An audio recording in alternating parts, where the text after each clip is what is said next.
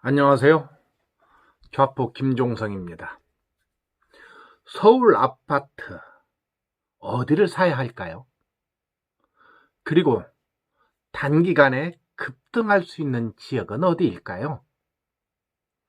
지난 시간에 2020년 서울 부동산 전망에 대해서 이야기를 했는데, 이번에는 서울 지역에서 소액으로 투자할 수 있고 그러면서도 급등할 수 있는 지역에 대해서 이야기를 해볼까 합니다. 지금 부동산 트렌드가 바뀌고 있어요. 부동산 투자 트렌드가 바뀌고 있습니다. 그전에는 가치 투자에 치중을 했습니다.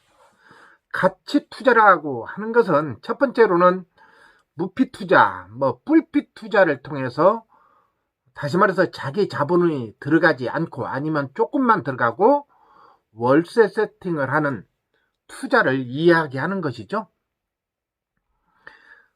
제가 지은 책 중에 365일 월세를 꿈꾸는 사람들이란 책이 있습니다. 360일 동안 월세를 받는다는 거죠.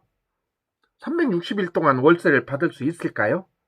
가능합니다. 어떻게 가능해요? 월세 받는 부동산이 31개면 되겠죠? 31개면. 그러면 날마다 365일 월세를 받을 수가 있죠. 가끔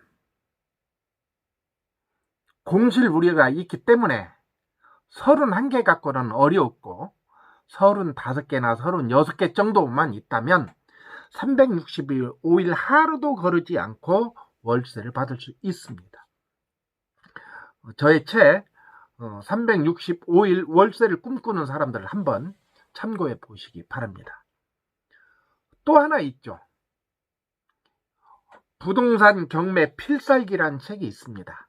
이 책은 연봉 4천만 원을 만들기 위한 플랜을 제시하고 있습니다. 기존에 받는 월급 말고 매달 4천만 원씩, 연 4천만 원이 들어온다면 한 달에 320만 원, 330만 원 들어오겠죠? 아니, 300만 원만 들어도 괜찮지 않겠습니까? 이 플랜을 부동산 경매 필살기 책에서 얘기합니다.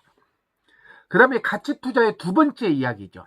이제 첫 번째는 금방 얘기한 무피 투자, 뿔핏 투자를 통해서 월세를 통해서 현금 흐름을 만드는 것. 두 번째로는 가치 투자에서 두 번째로는 갭 투자를 얘기할 수 있죠. 2017년부터 본격적으로 수도권에 갭 투자 바람이 불었죠. 전세금을 레버리지로 이용해서 투자를 하고 시세가 오르면 수익을 내는 투자 방법이죠. 그런데 파리 대책 이후 제1기 신도시, 제2기 신도시에서는 파리 대책 이후에 전세금이 빠지면서 역전세를 맞아 고생한 사람들이 많습니다. 지금 다시 아파트 가격이 상승하고 있고 전세금이 오르면서 이 부분도 이제는 일정 부분 해소가 될 것으로 예상이 됩니다만, 아무튼 이렇게 기존의 주거형 부동산에 있어서 가치 투자가, 이 트렌드가 지금은 모멘텀 투자로 바뀌어가고 있습니다. 최근에 울산, 부산, 창원, 그래서 거제까지 번지는 투자 유형을 모멘텀 투자라는 유형으로 볼 수가 있습니다. 그럼 서울에서는 가치 투자와 모멘텀 투자를 병행할 수 있는 지역이 어디일까요? 또 그런 지역이 있을까요? 당연히 있습니다.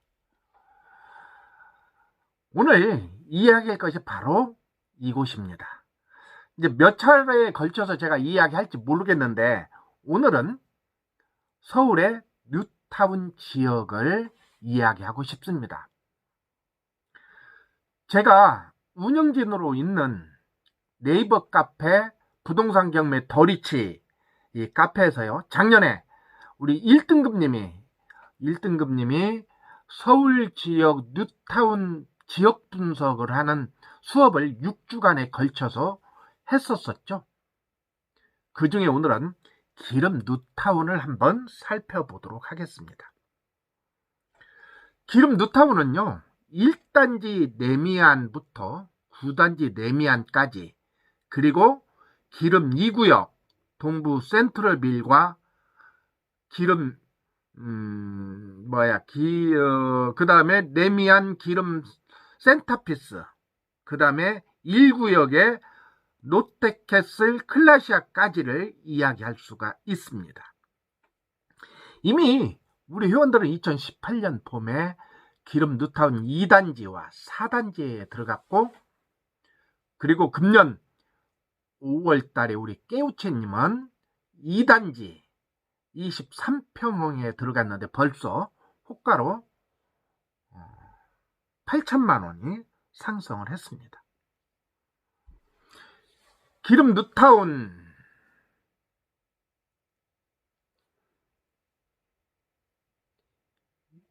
지난 2월에 5구역 기름 뉴타운 5구역은 지난 5월에 조합 설립 인가를 받아서 17년의 긴 세월을 이제 종지부를 찍습니다.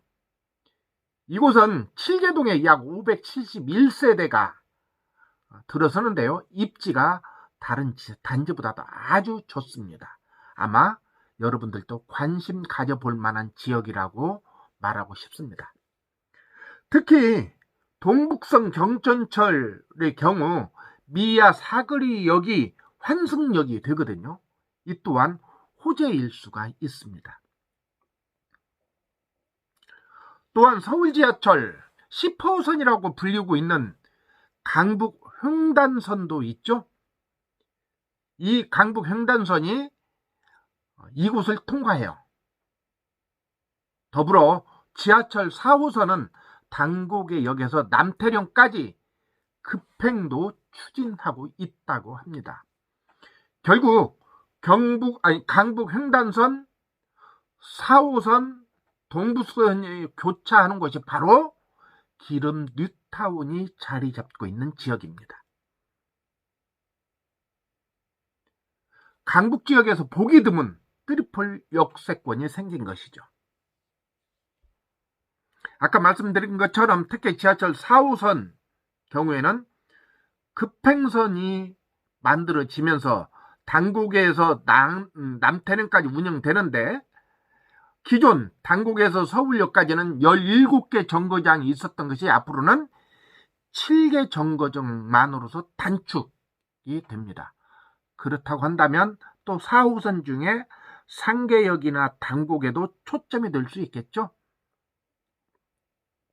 9호선 한번 보세요. 급행열차가 다 갖고 얼마나 좋습니까?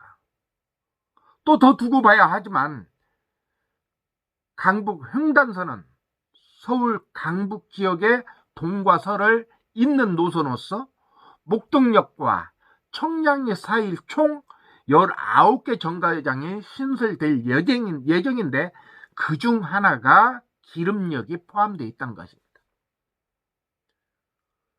그럼 간단하게 단지별로 한번 살펴볼까요? 제가 이제 기름 뉴타운은 이렇게 이야기하겠는데, 다음에 이제 할 곳은 어디냐면 신길 뉴타운, 장이 뉴타운을 이야기할 겁니다. 또 가재울 뉴타운도 있겠죠. 이미 가재울 뉴타운도 상당히 가격이 올랐지만 이미 강남과 비교해서는 아직도 갈 길이 멀었습니다. 신길 뉴타운도 상당히 많이 올랐습니다. 굉장히 초점을 가져볼 만하고요. 그 다음에 장이 뉴타운 이제 시작입니다. 장이 뉴타운은 여러 가지 호재가 있습니다. GTX 노선도 있고요. 여기도 동북선 경전철 호재도 끼고 있는 그런 곳입니다. 한번 눈여겨볼 필요가 있는데요. 오늘은 기름 뉴타운에 대해서만 한번 이야기를 해볼까 합니다. 기름 뉴타운 이제 단지별로 이 얘기 할 건데요. 그 단지별로는 제가 시간이 이제 많이 걸리니까 이 부분은 다음 시간에 한번 구체적으로 다시 단지별로 설명을 해드리겠습니다. 지금 오늘 제가 지난번에 방송한 것은 2020년 서울 부동산 전망에 대해서 얘기했고, 지금은 포괄적으로 얘기하는 것인데, 어디를 얘기했냐면 서울 뉴타운 지역을 한번 보라, 그 얘기입니다. 왕십리 뉴타운도 있잖아요. 왕십리 뉴타운도. 그런데 그 중에서 금방 말씀드린 것처럼 신길 뉴타운, 그 다음에 가재울, 그 다음 어디예요? 기름 뉴타운, 그 다음에 장이 뉴타운, 그 다음에 아까 왕십리, 답신리 그쪽, 청량리 쪽, 그쪽도 상당히 관심을 가져볼 만한 지역이다. 그렇게 말씀을 드리고 싶습니다. 다음에 기름 뉴타운에 대해서 한번 말씀을 드리겠습니다. 오늘은 여기까지 하겠습니다. 안녕히 계세요.